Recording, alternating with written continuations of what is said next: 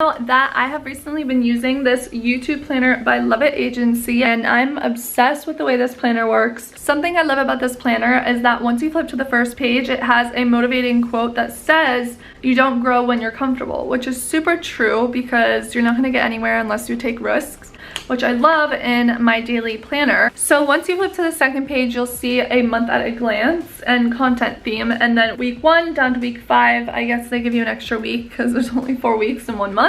So then you flip to the third page and you have video planning, which I love this page of the planner. I think it is the most helpful page. Here you can put your title of the video, and then you can put upload date, points to cover. This little points to cover section has been super helpful for me so far. Also, something else they have on this page is little boxes up here that you can check off once you're done. So here you can see it that you can check this one off once you are done filming it, and then you can check it off once it's edited, and then you can check it off once it's posted. Lovet agency has so many different planners to offer. I think they have about 7 total different planners. It's not only dedicated to influencers, which is amazing. So definitely check this out. I'll leave the link in the description down below, and let's get into today's video.